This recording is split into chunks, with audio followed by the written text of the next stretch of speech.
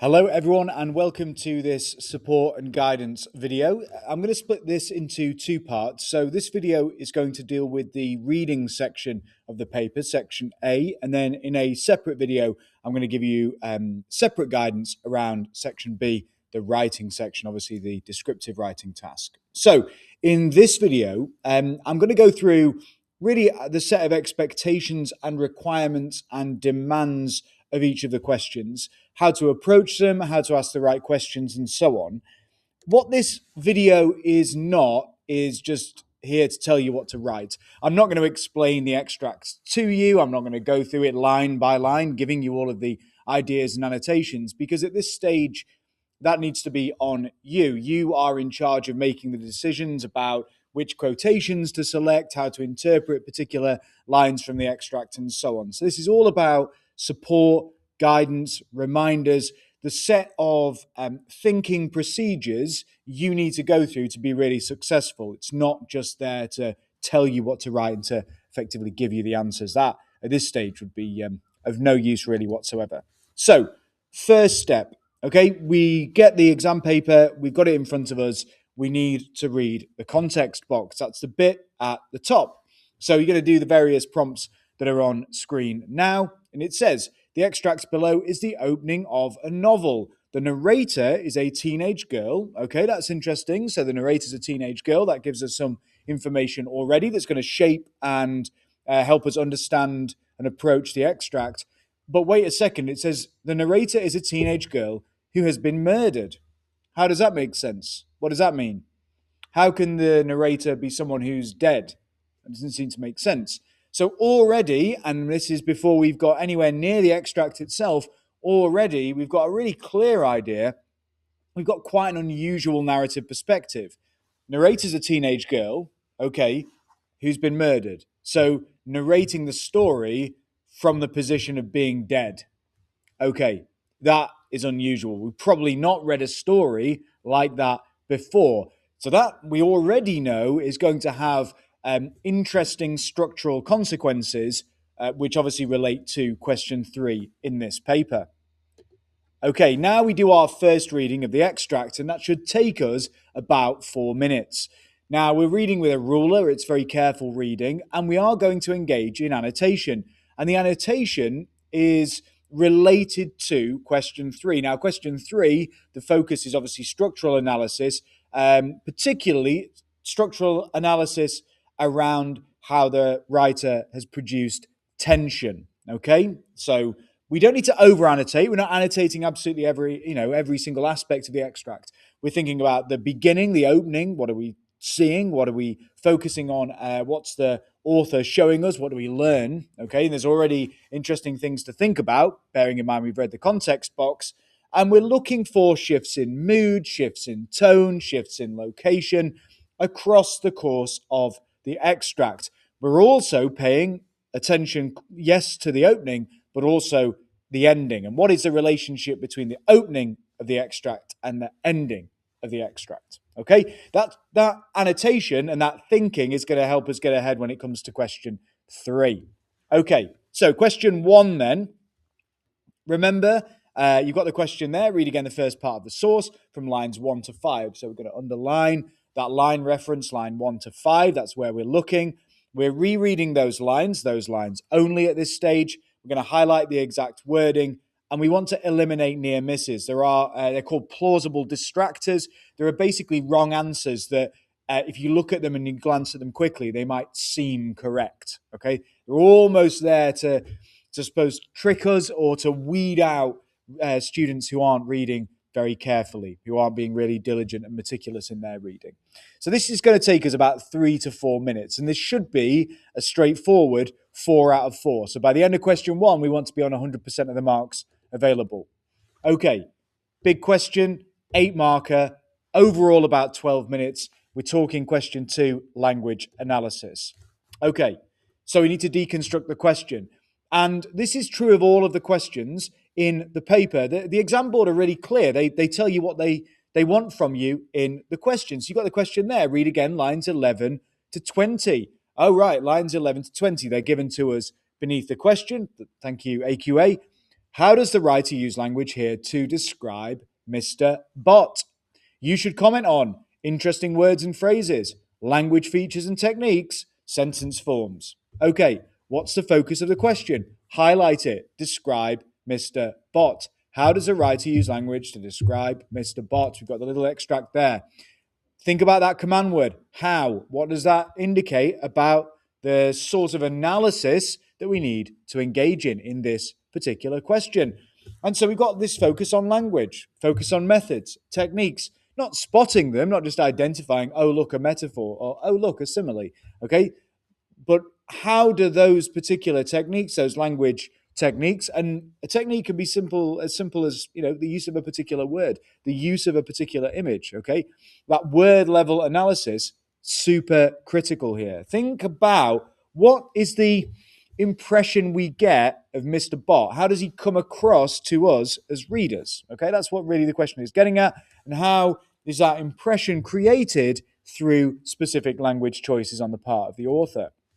Now, there's the extract. Okay, I've picked that out for you.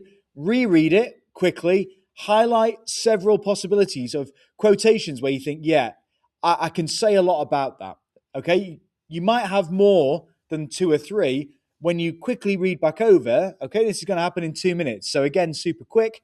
Okay, just put a star next to the best two or three. And by best, I mean short quotations that have lots of interesting layers of meaning that you can analyze. Okay, we want to extract a lot of analytical detail and depth from a small number of quotations. What we don't want are 5 or 6 quotations analyzed briefly. We want 2 to 3 analyzed in depth. Okay, really high quality zooming in, unpicking those layers of meaning. I'm not going to tell you what quotations to choose. That's on your shoulders. That's your decision to make. Okay, analyzing properly. We want to make a clear point in relation to the question focus. The question focus is on how is Mr. Bott described? How is the writer use language to describe Mr. Bott? Zoom in on those keywords and phrases. Again, we're thinking about those phrases, those quotations that we've selected that are rich in layers of meaning. Exploring connotations, super critical, and always making sure we're linking back to the focus. What is the author trying to achieve here through that description of Mr. Bott? Really high quality answers will address that in the analysis. Not only how does he come across, but why perhaps is the author seeking to present Mr. Bott in this kind of way? Okay, next, question 3. Now we're analyzing structure. Very different to question 2. Yes, it's analysis, but it's a very different style and type of analysis. And overall, we've got about 12 minutes for this 8 marker as well. So when it says structure, we're thinking about the crafting, the design, the construction of this extract, particularly shifts from the opening, the beginning, and also the end, and the relationship between the opening and the ending. Now, the focus of the question mentions tension, and that's important.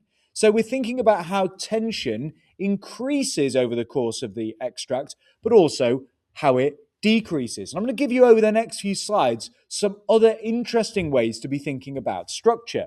So, for example, okay, the first step is tracking those shifts. Think about that opening. How does the extract actually open? Read those opening lines. What shifts in the middle? Okay, what changes over the course of that middle of the extract? And then how does the extract end? Is there a link between the way the extract ends and how the extract opens? I'll give you a clue. There really is in this extract, and that is very, very important. But AQA ask for a number of different things to think about, particularly high-level students who are aiming for those top grades in this response. Think about the genre. We've got a story, the narrator, the protagonist is a teenage girl who's been murdered, is it a murder mystery? Okay. Are there aspects of the extract that fit with that genre? Okay, murder mystery. Is there any real mystery? Okay, we get told very early on, okay, think about the opening of the extract, what's going on with the main protagonist, with the narrator. So, how does this extract fit in with our expectations? Because typically, okay, when we're reading a story that involves murder, typically the narrator is not the person who's been murdered. Let me put it like that. So, there's something very interesting going on at the level of genre, and the writer perhaps subverting or undermining or challenging some of our some of our expectations. Okay, narrative perspective. Who's a narrator? Who's telling the story? Is it in first or third person? Is it happening now? Is it in the present tense? Or are we looking back at a past memory? Okay, are we looking back retrospectively?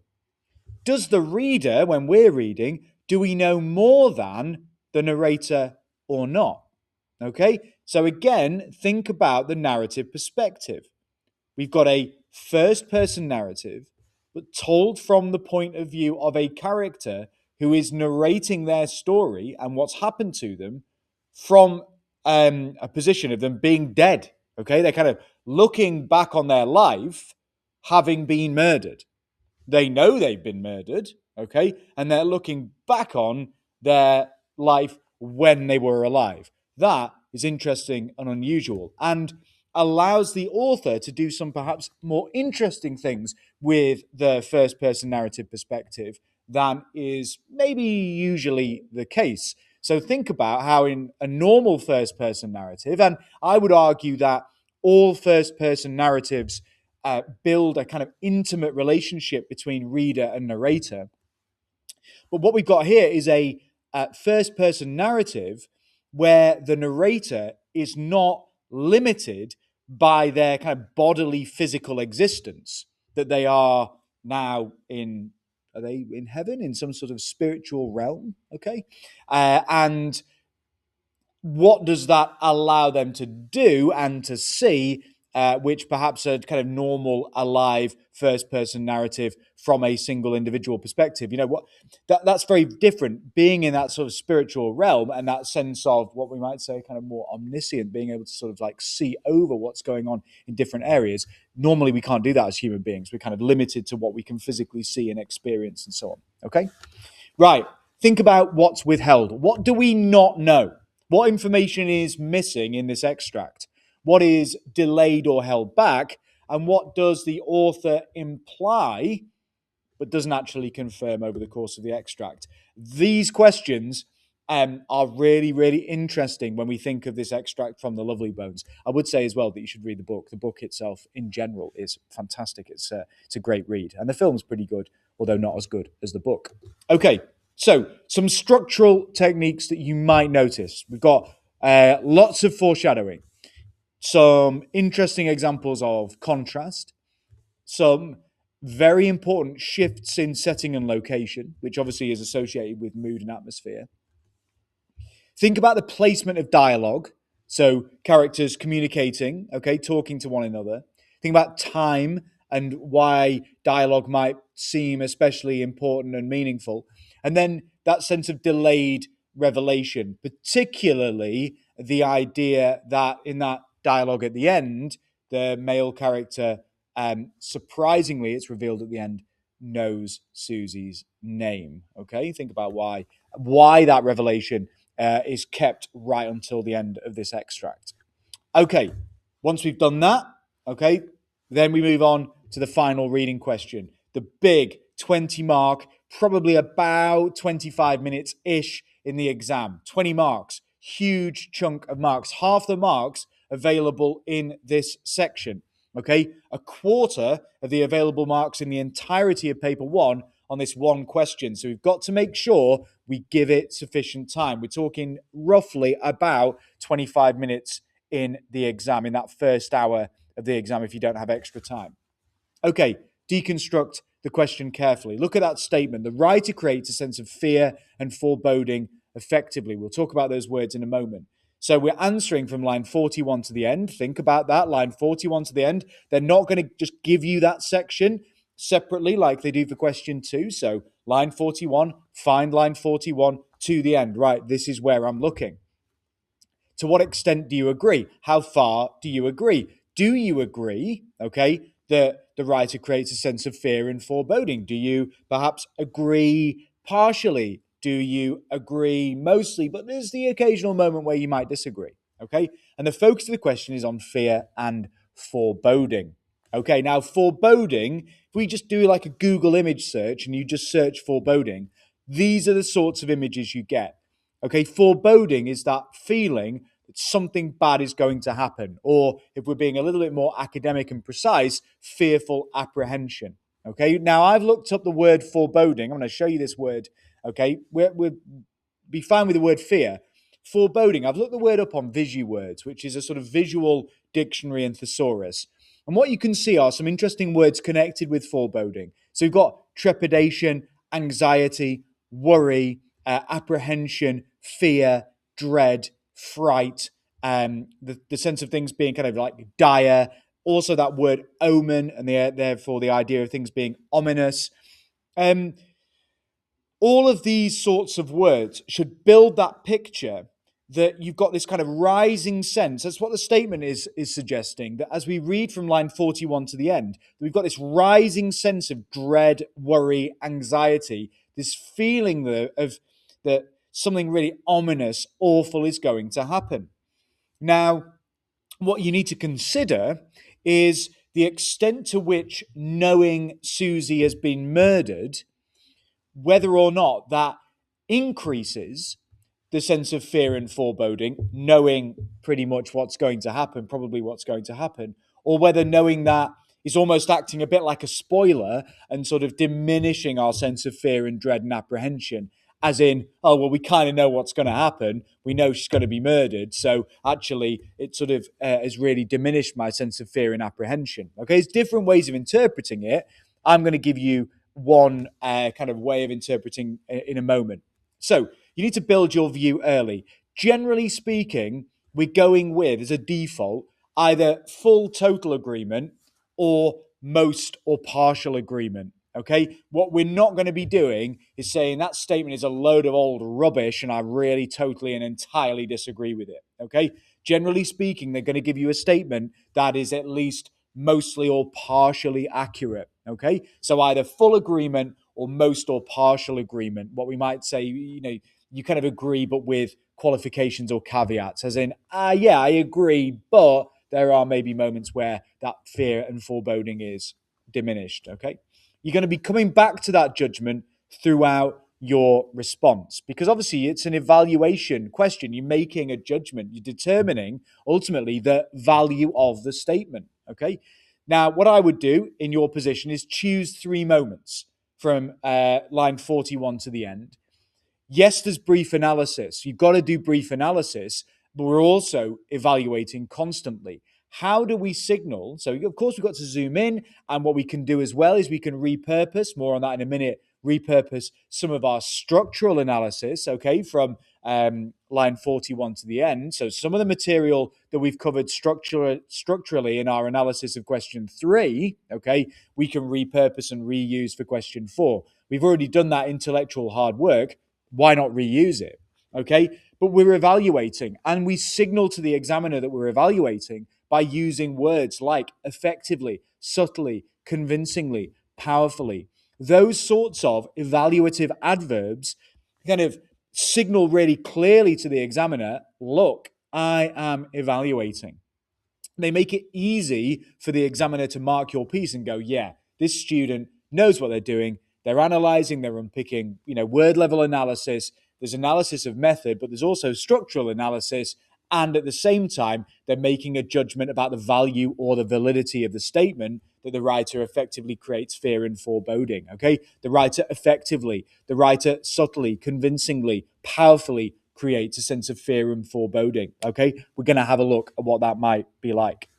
Okay, so bit more guidance for this one. Big question, challenging question, interesting question. We've got to think deeply about this question. So let's have a look at this. Line 41. But on December 6th, 1973, it was snowing, and I took a shortcut through the cornfield back from junior high. It was dark out. It's dark, it's snowing. Think about your structural analysis. You've probably written about this moment, okay? On December 6th, 1973. Oh, a flashback, a memory, a specific date. Why might that specific date be memorable for the narrator? Might it be the date when their life was ended? Who knows? Maybe. We've also got that image of a young girl alone doing something out of the ordinary, maybe taking a shortcut, cornfield, away from houses, isolated location. She's alone, it's snowing, it's dark, a man startles her. Fear and foreboding? I think so. Then we've got this dialogue, the use of dialogue. We've probably already written about that in question 3. Dialogue is a structural device used by authors to move the story forward, to indicate and demonstrate, show us relationships between characters. So, shaped by our knowledge then of we know what happens to Susie, we know that the girl has been murdered, okay? She's having this conversation with a man in the middle of a cornfield. It's getting dark, it's snowing, it's isolated, she's away from people. What does he say? He says, I built something back here, he said. Would you like to see? Okay, now let's be honest, our kind of fear and foreboding sort of alarm in our minds is blaring. Okay, would you? We've got a strange man in the middle of a cornfield. What? That's really odd. Then we get the revelation at the end. It's after dark, Susie, he said. I wish now that I had known, so in retrospect, looking back, that this was weird. I'd never told him my name. Oh, how does this man know her name? It implies an odd interest in Susie, a creepy, unsettling interest in Susie. Maybe we could push that one step further and go, what? A murderous interest in Susie. Okay? Fear and foreboding. Again, thinking of our question 3 material, what do we learn? What's implied? What's held back? What revelation do we get at the end of this particular extract? All of that has an interaction or connection with those feelings of fear and foreboding. Okay, those are just some ideas to help you with this question. So, common pitfalls, particularly with question 4, just retelling the story. That's absolutely not what we're doing. Okay, we've got to be analyzing. We're thinking about language methods. We're thinking about some structural techniques from line 41 to the end. What we don't do is just go, oh, look, a metaphor. Oh, the authors use dialogue here. All right, have they? Why? To what effect? In this question, how does that effectively, or perhaps less effectively, convey fear and foreboding, generate fear and foreboding in the reader? What we aren't doing is just peppering our response with quotation after quotation. We're not writing about 10 quotations and making super quick little inferences. No, okay, we're choosing 3 key moments from line 41 to the end, and then we're engaging in analysis, detailed analysis, and evaluation, relating that analysis and evaluation back to the focus of the question and that statement. And then obviously a terrible, terrible mistake would be to ignore the line references. So drawing quotations from before line 41, terrible idea. No, absolutely not. Okay, line 41 to the end. The quoted material needs to be drawn from that section of the text. So, some final reminders. Read things carefully. The exam board tell you what they want. It's there in the questions. What you need to do is there in the question. What you need to be doing, though, as well, is choosing carefully, choosing quotations. There's no point choosing a quotation to analyze or a structural moment to analyze if you don't feel like you've got anything to say about it, okay?